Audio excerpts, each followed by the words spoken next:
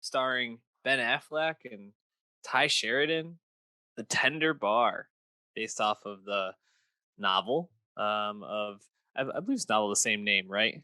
Yeah, actually, I think it's Yes, more of from more of a J.R. memoir than Moringer. than a novel from the real life J.R.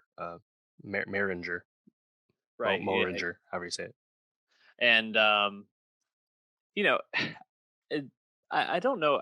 Not having read his memoir, I don't know if this recounts the whole of the book or not. It seems like this really focuses on young JR's life with his mom and uncle and his absent or mostly Mhm. absent father, and then how he transitions into adulthood and finds his career and Right. peace in his life in some sense. And you know, as much as I think there's some really warm moments in this, some really nice and satisfying uh, stretches in this, I don't know if this had a enough going on to really hold my interest, and I think it really feels just a tad bit like dull at points. And Mm. we talked about this with George Clooney in his last movie. Of The course, Midnight Sky on yes, Netflix, thank you sci-fi on film Netflix. that he also starred in. Which I think there were points of that also had the same problem where it felt like there's some serious lulls in that film and can feel a bit like this is dragging a bit. So I'm wondering if this is something with what Clooney goes for in his direction or not. But I'm wondering, did you have the same experience where you just kind of felt a bit bored by this at points?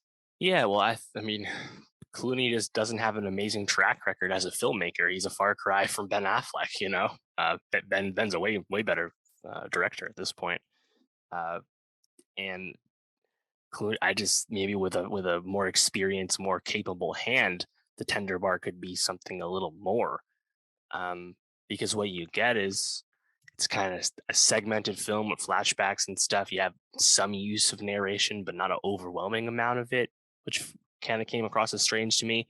You have a lot of underserved plot points because once JR becomes a young adult, played by Ty Sheridan, it's just a lot of like pots in the fire that just don't come to a boil correctly.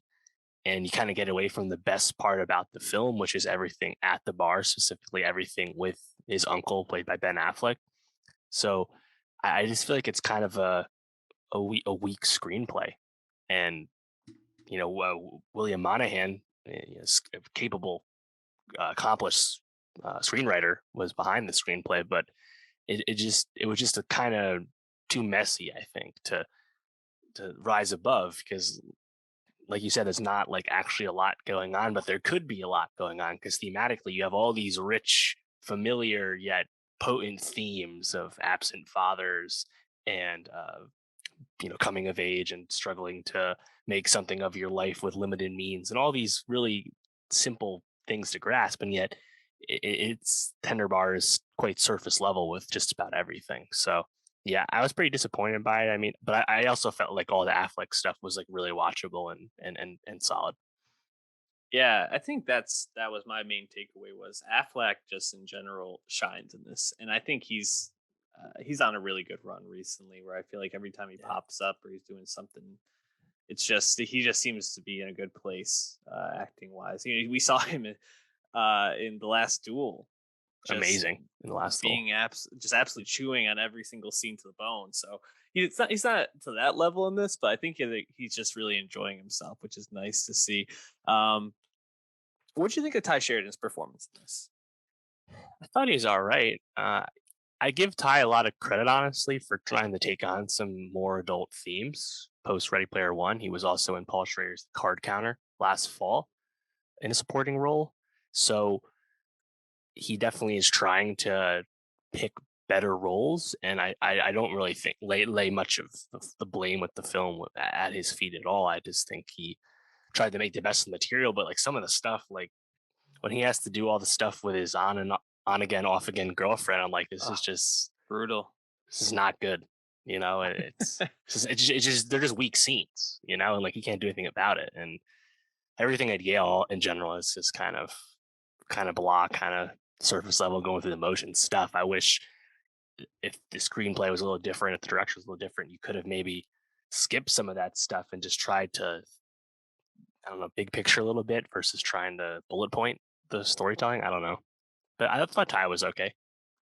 Yeah, I thought he was okay. I feel like I've never been really blown away by him in a movie. No, Maybe the card counter would change my mind with that. I'm not sure, but um, I agree. I think it's almost like they spend so much time establishing what his childhood was like in this movie. You know, you really get like probably 30 to 40 minutes of that. Movie's only 100 or yeah 104 minutes long.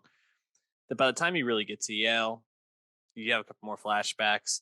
The yada yada, a lot of it focus a lot on the relationship, on again off again relationship, um, and I think there were so many aspects of his childhood that could have been served better if they had spent a little bit more time. I feel like Christopher Lloyd is just kind of like not fully realized as a character. He's kind of like sitting there as like the old grumpy grandpa. He has the nice moment where he takes him to the school function, um, but then kind of is sidelined again. It's like it was this just was are we supposed to take from that that this guy really had this like one nice moment with him and then was just kind of like there. You know, he dies at some point. It's just kind of like not mentioned. So like, what do we mm, make of that? Affleck really in that father role, but it shines a lot more when he's behind the bar and not necessarily being parental, but more so like that like friendly neighborhood like Spider-Man guiding him along type guy. yeah, mhm, It's just really like strange how there's certain aspects that feel really good. I liked a lot of the stuff when you know he goes for the interview with the New York Times and gets his first was it like byline on and the Times or something like that, and I think that's really heartwarming. And then when he has the confrontation with his father when he's older, I thought that was pretty satisfying, although also kind of yada yada. I felt like yeah. rushed. I felt the father was just a kind of uneven presence because he's like absent from so much of the movie. But yeah, I feel like the sentimentality of the movie is pretty solid. It's just the formulaic nature of the rest of it that gets in the Right. way. Yeah, and even the stuff with his mom, it's obvious how much he loves and adores her and gives her so much credit. And the scenes that you kind of get the payoff for that, nothing is really said between them other than like, "You look great, Yeah, mom. You're perfect. You're wonderful." And I was like, I need a little bit more here. I don't know. yeah. I think my favorite stuff was one of the young Jr. scenes where Ben Affleck is picking up his boys to go bowling, and they're Yeah, just whipping the Cadillac.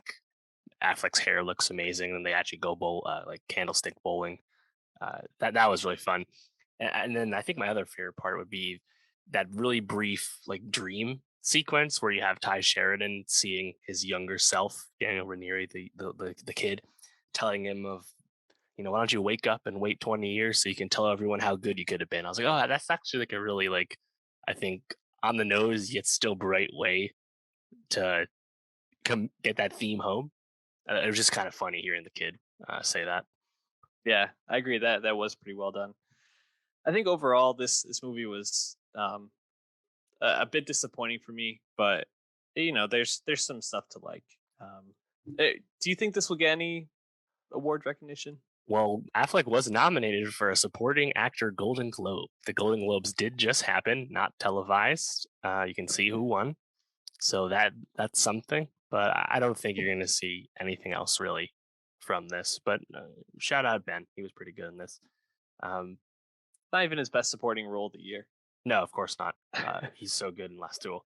Yeah. I do want to say though, Ty Sheridan's next one of his next movies is quite interesting. This was announced at the end of 2020. They haven't started filming it yet, but it's an adaptation of The Things They Carried, the Vietnam War novel, and it has this. It was already packaged and sold, and it has this huge ensemble cast: Ty Sheridan, Tom Hardy, Stephen James, Bill Skarsgård, Pete Davidson, Ashton Sanders, and Moises Arias. Just kind of a loaded war movie squad sound Yeah. by the sound of it, and that's a really famous, well liked book about Vietnam. So if they do make that movie, I'm sure they were waiting out the pandemic a little bit.